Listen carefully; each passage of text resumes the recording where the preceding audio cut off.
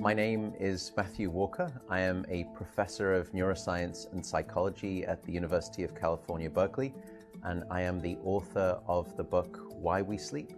We certainly know that a lack of sleep will actually prevent your brain from being able to initially make new memories.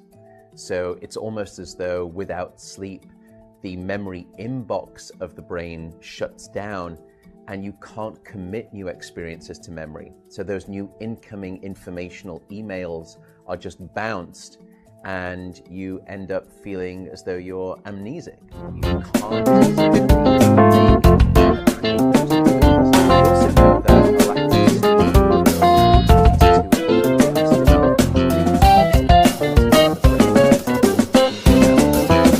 that is associated with Alzheimer's disease, because it is during deep sleep at night when a sewage system within the brain actually kicks into high gear and it starts to wash away this toxic protein, beta amyloid.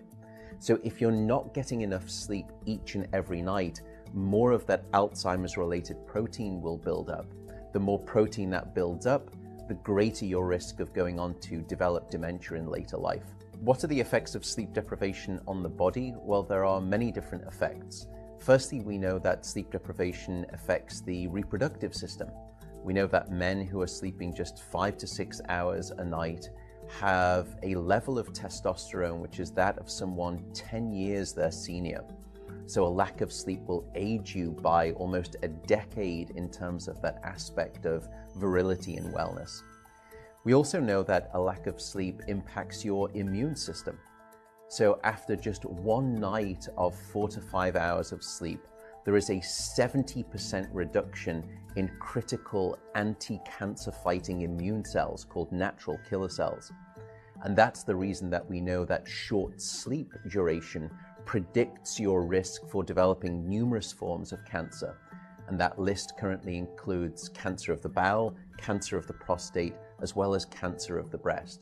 In fact, the link between a lack of sleep and cancer is now so strong that recently the World Health Organization decided to classify any form of nighttime shift work as a probable carcinogen. So in other words, jobs that may induce cancer because of a disruption of your sleep-wake rhythms. We also know that a lack of sleep impacts your cardiovascular system, because it is during deep sleep at night that you receive this most wonderful form of effectively blood pressure medication. Your heart rate drops, your blood pressure goes down. If you're not getting sufficient sleep, you're not getting that reboot of the cardiovascular system. So your blood pressure rises.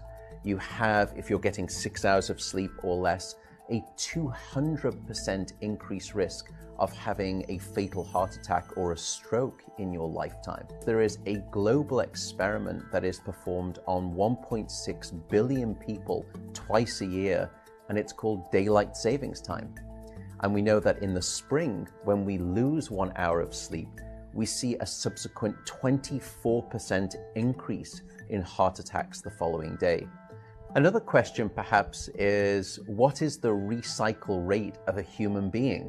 How long can we actually last without sleep before we start to see declines in your brain function or even impairments within your body? And the answer seems to be about 16 hours of wakefulness. Once you get past 16 hours of being awake, that's when we start to see mental deterioration and physiological deterioration in the body. We know that after you've been awake for 19 or 20 hours, your mental capacity is so impaired that you would be as deficient as someone who is legally drunk behind the wheel of a car.